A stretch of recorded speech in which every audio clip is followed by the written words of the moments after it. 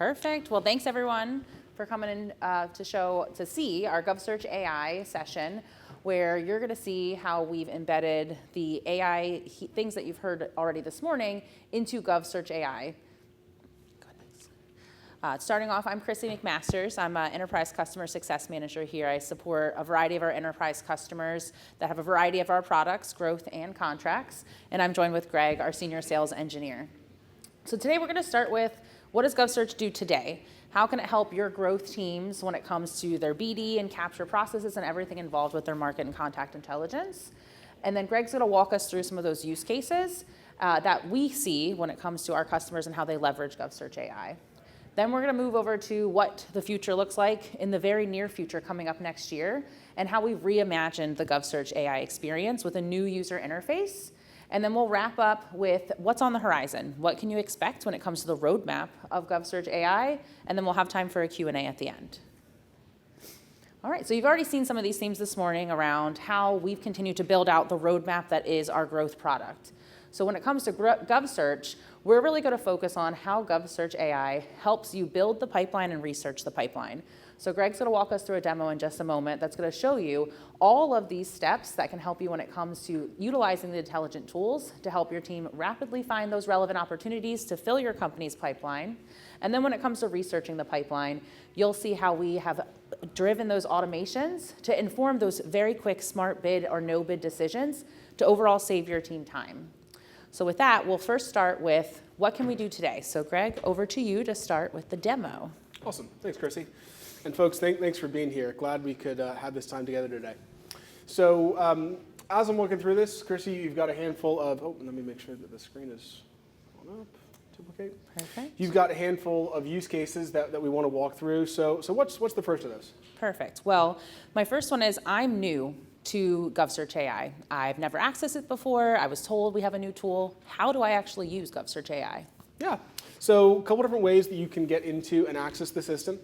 From the TechnoMile website, in the top right-hand corner, you'll see the option to log in. And here you can see we can go to GovSearchAI, and it'll bring me to the login screen, and Bob's your uncle, there you go. Alternatively, and rather that could be used for the folks that are going to be leveraging GovSearchAI outside of the CRM. Again, since this is an enterprise offering and teams outside of the CRM are going to be available to use it. If you are, however, already working within the CRM, that being the Salesforce or the Dynamics platform, the unified experience in order to get to GovSearchAI from the CRM, most direct path is we can click into an account. Here, for simplicity's sake, I'm looking at Department of the Navy. And from there, I can click into the details of that account that I'm looking at, or simply click Go to GovSearchAI in order to go to that GovSearchAI home screen. Awesome. Thanks, Greg. Let's say I'm new to BD and capture, and I need to understand what are those potential opportunities in our market. How do I do that with GovSearchAI? Yeah, so that's where the potential opportunities function comes into play.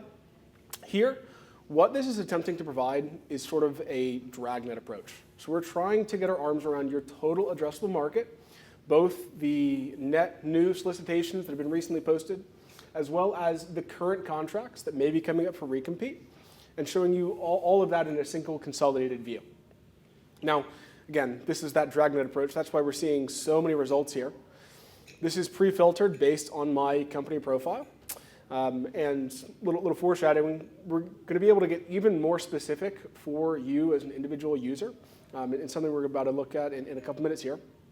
But again, this is pre-filtered based on your company profile. But based on this is just a starting point, a jumping off point. Maybe I am actually most responsible for future-looking opportunities. So I'm not going to consider current solicitations. I only want to look at recompetes. And maybe my swim lane is only with the opportunities coming from Department of Commerce. So I'm going to use that filter here on the left-hand side. And again, since I'm responsible for things that are long range, I'm going to deselect 0 to 6 months out. So now I'm down to a much more manageable list of the things that may be in my pipeline for, again, a pursuit in 2026 or 2027. From here, we can see the source of where this is coming from. So in this case, these results are coming from FPDS. We might not have mentioned this, but GovSearchAI, what it is aggregating is sources like FPDS, USA Spending, SAM.gov, FedConnect, APFS, and more in order to provide a single database so you can search across the entire marketplace. Awesome. What about if I'm in BU and I know exactly what I need to research? I know exactly what contract vehicle. How would I use GovSearchAI for that? Yeah. So in that case, we could come over here on the left-hand side to our solicitation section. And here, I have the option to apply a unique series of filters to hone in on exactly my market, exactly what I know I'm targeting. I went ahead and pre-saved a search. So now I'm only looking for pre-solicitation and sources sought notices coming from our top customers or our top targets in our target work areas that have a response due date between now and the end of the year. So just those few simple filters, now I'm down to just 9 results of what I know is in my swim lane and what I'm looking to pursue. Now if I click into one of these, we say the source for this is SAM. There's a link to go view the original posting in SAM if I want to go validate it. But functionally, this is a carbon copy of what's posted there. So the full description is going to be pulled over. Any attachments or files are actually saved into the GovSearchAI database. So in the rare event they're pulled down from SAM, they're still accessible for you here. The contacts listed in SAM are going to be supplemented with additional potential stakeholders that are coming from our contact database. And then we can see the history of updates also. Very cool. Now, what if I'm looking to see what others in our space may be doing, and maybe I have the potential to compete with them? How can I do that? Yeah. So in that case, how we would support that use case is coming to the awards section. So this is, again, the subset of the database, only looking at current contracts.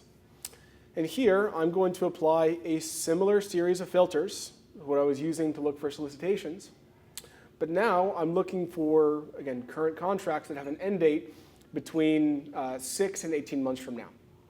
If I wanted to be even a little bit more targeted, I could even search for a vendor who we compete directly with and see what their current contracts look like that we might have an opportunity to compete on. But again, just these few simple filters based on the agency, NAICS code, total obligations of at least $1 million, and again, the end date between 6 and 18 months from now. Now I'm down to just 5 results of, again, what may very well be coming up for recompete. And from here, I can start to dig in further. So let's take a look at this contract. We can see this is awarded to CACI.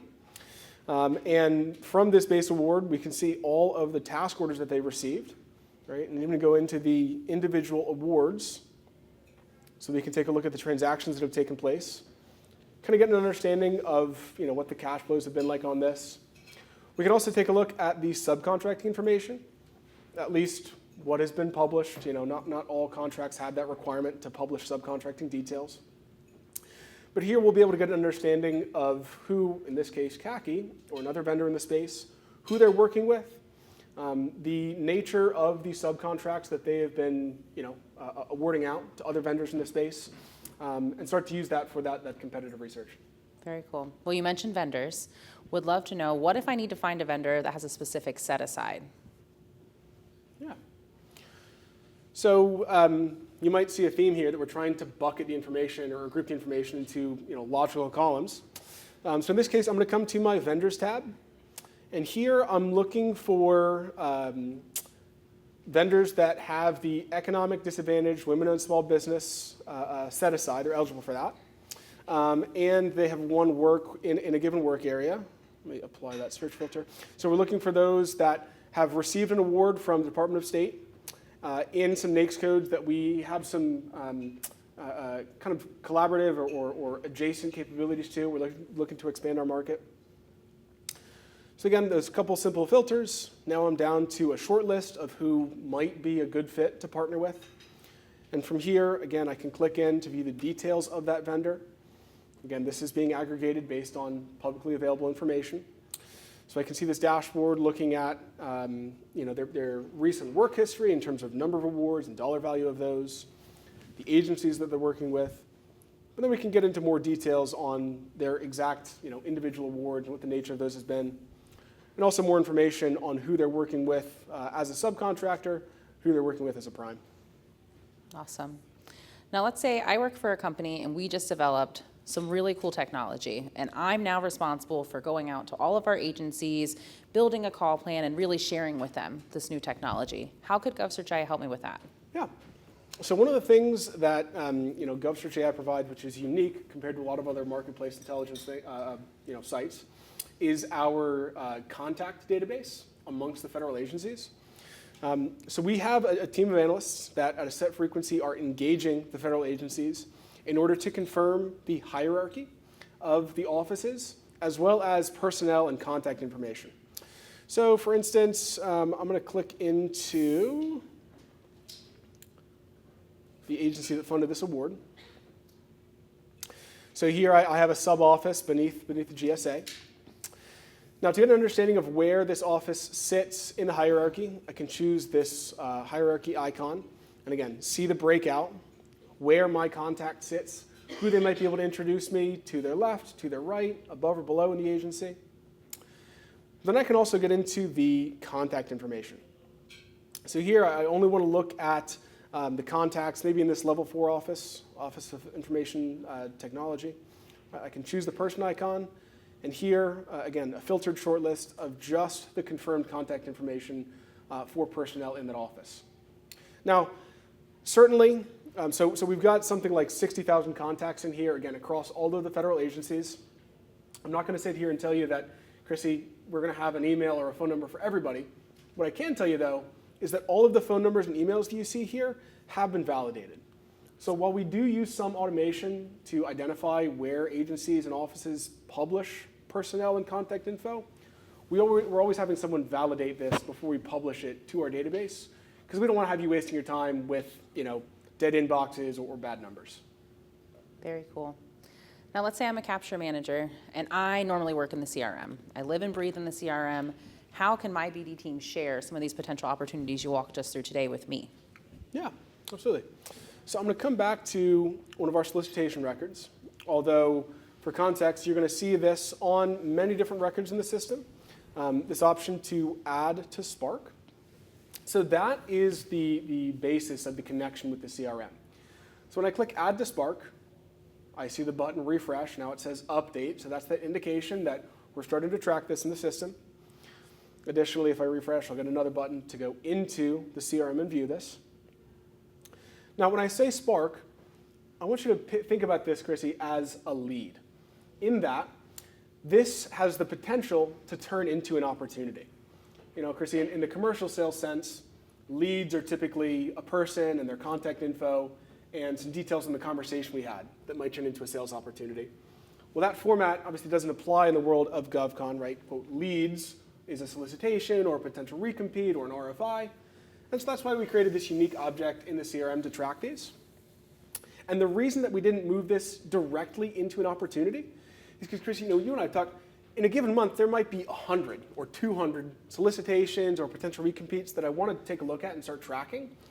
We end up pursuing a fraction of those. Yeah.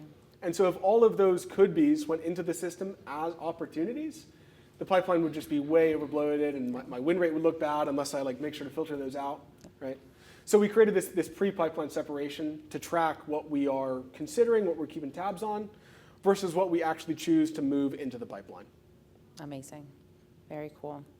All right, great. Well, we'll go back to the slides. So for those of you that just joined us, we walked through what can GovSearchAI do today. You got here just in time, because now you get to see the exciting future that is GovSearchAI. So we've already seen some of the themes this morning, again, around how we're continuing to build out our growth roadmap. So for the future of GovSearchAI, you're going to see how we've developed our AI agents to help you build that pipeline. You're going to see how it's going to be able to analyze, to score, to highlight, and to find those most relevant opportunities using our intelligent opportunity summarization and giving you those capability taggings to help you easily and quickly understand, is this something that we need to spend time on and potentially pursue? You heard a little bit this morning, too, around this personalization, but we're going to show you how can you personalize your experience with GovSearchAI beyond just your company's profile. You're now going to be able to personalize it based on your role. So whether it's a specific contract vehicle you're working on, whether it's a specific customer that you're looking for, a specific location, you're going to be able to set that up so that way all of the opportunities or potential opportunities you see are tailored to you. And then when it comes to streamlining the opportunity identification and qualification, you'll see in just a few slides that holistic AI-enhanced view to really give your team that one-stop view to identify, is this a good match? If it is, what other information do I need to know? What is that summarization from all of the documents and artifacts, truly saving your team time and streamlining that qualification time. And the best piece is there's no cost. No cost for your BARDA team. If you are utilizing growth, you have GovSearchAI, and even better, you don't have to have a CRM license to use GovSearchAI. So now you can open it up to the larger organization to ensure that everyone has the ability to leverage and drive efficiencies with GovSearchAI. So we'll start first with the TechnoMile opportunity. So you've already seen today how GovSearchAI helps with those potential opportunities, but they can come in a variety of different forms. They could be solicitations, they could be recompetes. Our TechnoMile opportunity is going to take all of that information, utilizing AI, and enhance that view of your opportunity. You're no longer going to see multiple different listings. It's all going to be in one, saving your team time, and then, again, kind of clearing up the mud that can be searching for those potential opportunities. It's also going to help provide that consolidation of all of the related notices, whether it's the expiring award, the documents, everything's going to be in that one record. And the AI agents are going to also enrich it by giving your team a summary of all of the details that they could find if they were to dive into all of those documents, as well as pulling out all of the capabilities that our AI tool finds to then quickly understand, do we have these capabilities? Should we spend time here? And then if not, you can easily decide to move on and continue to spend your time looking for those bid decisions. Perfect. So here's how you can see that personalization that I mentioned. So as a reminder, it's already built off your company profile. Now you take it a step further. So you can see on the right-hand side there, or left-hand side, left to your left, that when you first sign in, it's going to ask you to create your profile. It's going to ask you to select what you're looking for, but you can change that any time. So let's say your objective changes, your role changes. Let's say you want to look future looking at what potential opportunities you want to see. You can do all of that within GovSearchAI and change it at any point in time depending on what your organizational goals are and what your goals are. And then when it comes to that one-stop view, again, we're going to consolidate all of those recompete solicitations into one TechnoMile opportunity to give your team all of the information they need quickly and easily to drive that qualification process. Now you'll see, starting with the accelerating qualification, that's where the opportunity details are going to lay. That summarization of all of the documents, really saving your team time to say, hey, this is what we need to do in order to qualify. Should we spend time or not diving into the documents? It also gives you that view of the contacts you need to leverage to build this relationship. Who do I need to reach out to? And Greg already showed you some of that contact intelligence. It's going to pull all of that from our GovSearchAI database to continue to build out and stay updated based on those changes to ensure you have the most up-to-date information of who to contact. And then when it comes to the history of the opportunity, you're going to be able to see all of those available details, any related notices, solicitations, expiring awards, everything's going to be in one place. And then when it comes to the value, you want to understand what is this potential value. Our AI tools are going to help you understand that. What could we potentially gain if we do pursue this? And then the last piece is our AI agents give you that match score. The match score is going to help you understand, based off our past performance, do we match with this opportunity? And the great thing about GovSearchAI with the new user experience, which you're all probably wondering, can we see it? Yes, Greg's going to show you it. But the great thing is the more you use it, the smarter it gets when it comes to tailoring your potential opportunities. So it's truly building your algorithm of what opportunities you want to see, and the more you use it, it learns over time. We will have time for a Q&A. Save it. Go ahead. Yeah. Perfect. Thanks, Greg. Thanks, Chrissy. So we'll go ahead and pull this up. All right. So looking at the updated GovSearchAI portal here, again, this is the new user interface that will be rolled out here very shortly. What I wanted to start with is this opportunity profile. So as of today, again, we preset the profile based on your company profile. But now each individual user has the option to change what is relevant to them, to impact the opportunities and suggestions that are served up to by the system, which you'll see in the next step here. So we can base this on the agency that we're pursuing and then the office within, the capabilities. Now, these capabilities are more expansive and more specific than just NAICS and product service codes. Of course, we can tailor based on these as well. But this lets you get really granular on exactly the solutions that you're offering and exactly the capabilities that a given agency is looking for, so that you can be hyper-focused on bubbling up that relevant opportunity to you. We can also filter by contract vehicle and the location. Contract vehicle, I'm not going to steal any of Grant's thunder. The next session is going to be talking about how the system also can ingest all of your company-specific task orders or RFPs, RFQs, based on the contract vehicles that you're on. But again, that's one of the parameters that you can use to specify what's relevant to you as well. So getting into the new user interface for finding opportunities. This is replacing that potential opportunity as we started with. So again, still trying to get our arms around your total addressable market. But now, based on the parameters that you give us, we're able to identify a match score or a relevancy score in order to, again, suggest those that are most relevant front and center.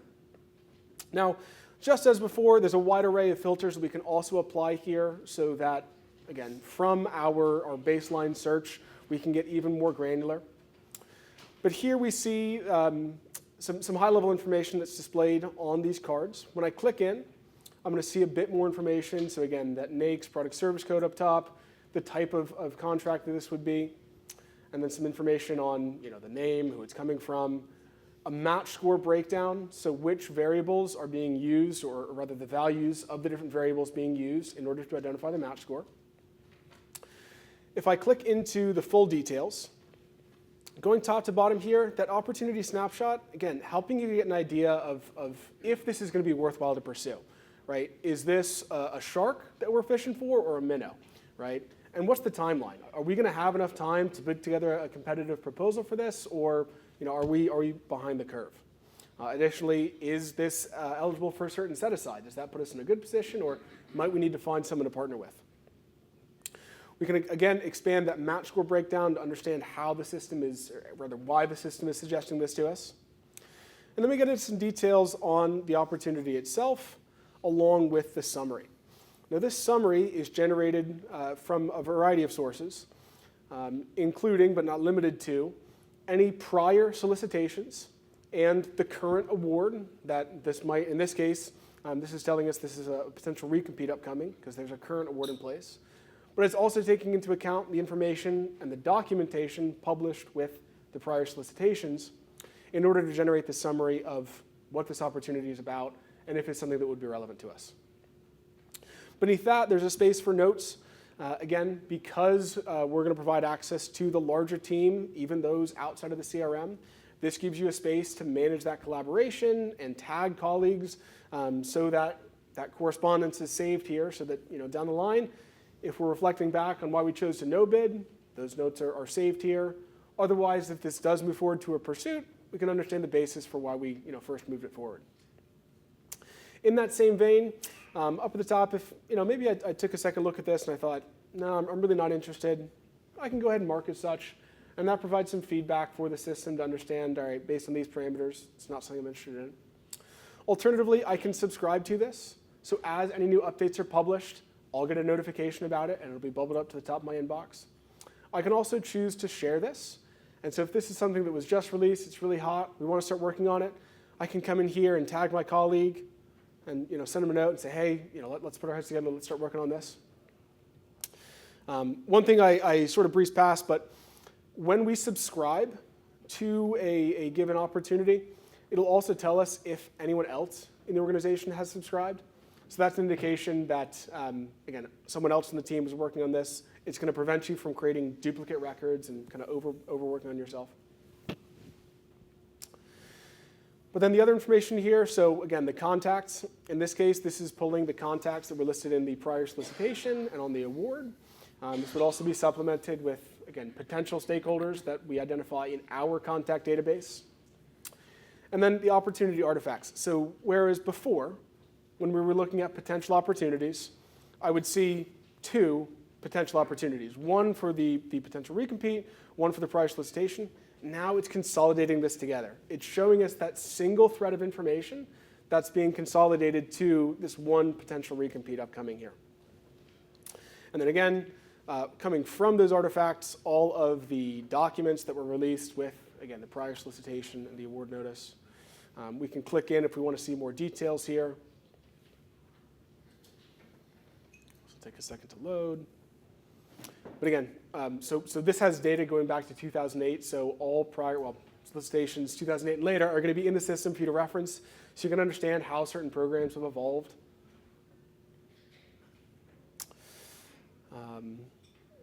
And yeah, so again, this is the new user interface. If I flip back here, go like this. Perfect. From current slide. Thank you, Greg.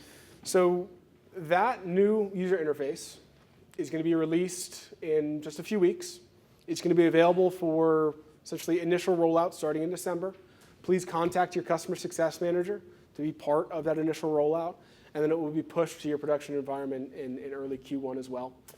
So again, if you take no action, you'll get it in January. If you want to get early access, reach out to us. We'll get it to you in December. So that is what we are right about to deliver to you. But what is just beyond that? What we have on the horizon? Because you've heard all day about how we're infusing AI throughout our offerings. So the first use case of that, Chrissy, I'll let you chat about this. If you haven't seen the theme, Mila's pretty popular. She's a popular lady. So Mila's also going to be existing on GovSearch. So as you've heard, Mila is our AI tool that helps with that natural conversation. How you're going to leverage her on GovSearch is she's going to be pre-trained to speak like an experienced BD and capture manager. You can ask Mila, hey, for this opportunity, what is the criteria I should be prepared for? What does that evaluation criteria look like? You can even take it a step further and say, can you take the evaluation criteria, build out a table for me, prioritize that table with the highest priority criteria at the top. Mila will do all of that for you, again, saving your team time and giving them the information they need to truly move through that qualification process quickly. Mm-hmm. What else is coming is, so you've seen a couple different UIs here. We're going to be rolling out that new and more sleek UI across the rest of the database, right? So again, as of today, I'll just pull this up real quickly. Right, so if I'm looking at an individual solicitation, even though it's in the new portal with the side navigation here, it's the old UI in the center of the screen. So this here, again, very shortly is going to look, a little bit more smoother and interconnected to the rest of the system, so that it's even more user-friendly, right? And it just makes it easier to navigate through the system, more intuitive for the user, and so there's that unified interface throughout the entire platform. And one last piece I think we've skipped over is you have the ability to subscribe to these updates as well. So now you'll be able to see those updates live, making it easier for your team to monitor those changes that are happening across those customers, competitors, partners, and everyone they may be working with. Right, indeed. Okay, and then the last piece before we head into our Q&A section is portfolios. So you've already seen how we use our AI tools to help capture all of those capabilities that could be existing within these potential opportunities. Now you will have the ability to define what are your capabilities of interest. You may define it differently across different business units, across different pieces of your organization. You now can configure that as well to make sure that the capabilities you're seeing are built on those definitions for you. Again, saving your team time and ensuring that you're seeing the capabilities that matter most. Perfect. Now we have questions, which I know we had one already. So, did you want to start? I don't know if I have a mic, so you'll have to talk loudly. Sure. So, thanks for the presentation. Perfect. Price-wise, GovIQ probably is your nearest competitor. So, can you elaborate where they stand versus where you stand? Perfect. Yeah. So certainly I can't necessarily speak to the details of how GovOne is pricing their offering. The feedback that I have heard is that we come in at a substantial amount less. Yes. Again, I don't know the details, and of course each organization has a different agreement. But from what I've seen, we have the cost advantage compared to GovWin. And as I hope it's obvious, there is a significant overlap in the data and the information that we're providing. So we do have some clients that have found that GovSearchAI has been sufficient to replace their Gov1 license. And we feel very confident that that number of customers that are replacing Gov1 is going to continue to grow. So what about the ease of use? Because comparatively, government and this will save a few $1,000. But when we are pursuing opportunities which are hundreds of millions of dollars, the difference is totally minuscule. It just comes down to ease of use. So how do you rate that? Because in the past, government has been much easier. When I introduce it to my team, they are like, oh no, let me jump into government. I know exactly how to do this. Sure. How have you made this easier in the new version? That's a great question. Certainly. Of course, GovWin could be viewed as the incumbent, and so many people are comfortable and familiar going into GovWin. So certainly, if someone has been using a system for many years, they know it like the back of their hand. How we have tried to close that gap is with our new user interface, trying to make it as intuitive as possible to find the data that you're looking for, and now introducing a virtual assistant in order to simply enter a query and have it give you the information you're looking for. So you don't even need to know what parameters, what filters. You can simply engage and chat with it, ask it questions in order to get that information out. And my personal opinion is we have a world-class customer success team that's always available to jump on the phone and give training and guidance. We've got some online resources available on demand as well to help users use the system. I'll add as well, speaking of your customer success team, as you've seen, and for those of you that have been customers with TechnoMile for quite some time, we take our customer feedback to heart. And so that's where you can lean on your customer success partner to say, hey, the new UI is great, but I wish it did this, this, and this. Or my team has shared that it's hard to do X, Y, and Z. Your customer success manager's role within TechnoMile is to share that back with our product team and make sure your voice as the customer is being embedded into our product roadmap. So that way, as we continue to enhance the features we're enhancing like you saw today, we can make sure that we're enhancing it for the right reasons and that it's truly going to drive the user adoption and overall drive those efficiencies that you all want to see. Okay. I have two questions. Are you able to research opportunities on GSA schedules and GWAC vehicles like Oasis Plus? And secondly, when you find an opportunity, are you able to score it and say, hey, this is a 77% fit for your company, your capabilities, et cetera? Short answer to both is yes. And I don't want to steal the thunder of my colleague that's leading the discussion on Notices IQ. But to give a preface for this, yes, I can pull it up. So what we've focused on today is how we aggregate all of the publicly available data sources.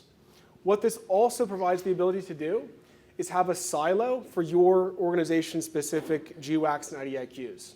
So GSA, eBuy, Symphony, eGOS, those that are being delivered to you via email, we can consolidate all of those notices into this single place.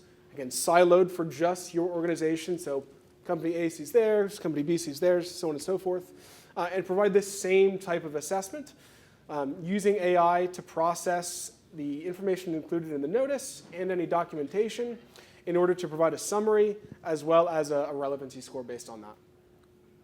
So it has to come to you on an email from eBuy or something? No, we can ingest directly from the eBuy portal as well as Symphony or eGOS or even others as well, in addition to ingesting notices you may receive via email. Great question. Yes, when it is ingested, it'll assess that based on that match score. I think we had a question in the back there. To follow on to that, I think as another GovOne user, one of the things you can do is rank them. So when you say scoring, that's the AI's perception of how much it relates to you, right? Not my, I'm really hot for this, or no, I don't care about this. Because that would be my suggestion is one thing that GovOne allows you to do that I don't see here. The other thing would be, is there a workaround for sending an opportunity directly to a team member? And then my other question is, how do you provide access to people without a license? And is there any functionality loss for those people? Like, can they still subscribe and that sort of thing? Yep, so again, this is an enterprise offering, so any colleague that has your organization's email domain is going to be able to be created as a user. That's typically managed by an admin in your account. In terms of sending an opportunity directly to a colleague, I can choose the ellipses here and then click share. And so then I can choose any individual user or a predetermined group of folks. Maybe we've got a cyber team versus a team for another capability, which will send them an email, including my message and a link to come directly to this page in the system. So that's how we can engage directly. Did that answer all your questions, or was there a third one in there? Feedback. Yes, great feedback. So my question is, does it go out and pull your existing contract data from those available data sources out there?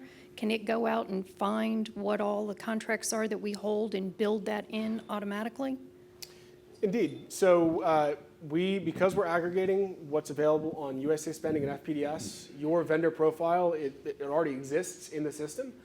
We simply apply it to your account, when you sign up with us. So yeah, and then based on... Can we add to it for like task orders and things that may not be publicly accessible? Absolutely. So that's the opportunity to customize which capabilities are relevant to you, and as well as build out the portfolio. No question.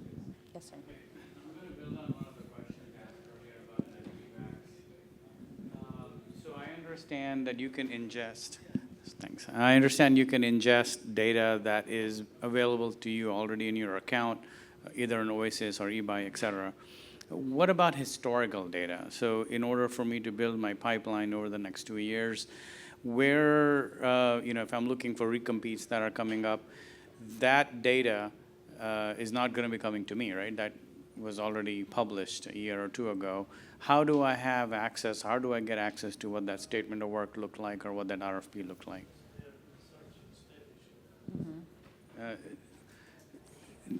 No, for my question was not what comes on SAM, but just on Oasis specific, right? That's not available. I am going to table that question. The follow-up session is all about Notices IQ and how we can support processing of those GWACs and IDIQs. And the product manager that was responsible for building that has just joined us here, and he's going to be leading the next session. So great question. I apologize, I'm not the one to answer it, but hold on to it, and we've got an answer for you. And we do only have 2 minutes left, so if anyone else has questions, feel free to come by the CX Lounge, where Greg and I will both be. It sounds like a lot of folks do have questions related to IDIQ, so I do recommend staying by. And then, bear with me, I'm going to read my script for this one. So thank you for attending today's Lunch and Learn session to learn more about the exciting new capabilities for GovSearchAI. Today's sessions are being recorded as a reminder, and they will be sent out to all attendees later this month, but in about 15 minutes, as we've mentioned. At 1:15, there's going to be 2 breakout sessions in this room and then in the room right next door. In this room, we're going to be hosting Autonomous Opportunity Identification, How AI is Transforming Building a Pipeline. One of our afternoon sessions designed for BD, Capture, and other growth-oriented professionals that will showcase our new Notices IQ solution for management of your task order notices. Concurrently at 1:15, right next door, you'll find the session Take Back Your Time inside the AI-powered Transform Copilot, one of our breakouts oriented to the interests of contracts, compliance, and risk professionals. During the break, we invite you to enjoy the CX Lounge, to connect in person with team members of the TechnoMile customer success team, professional services, support teams, as well as a variety of partners who are exhibiting, including today's sponsors, RSM, Infotech Consulting, and Ardent. We're looking forward to a great afternoon with you in our breakout sessions beginning at 1:15. Thanks, everyone.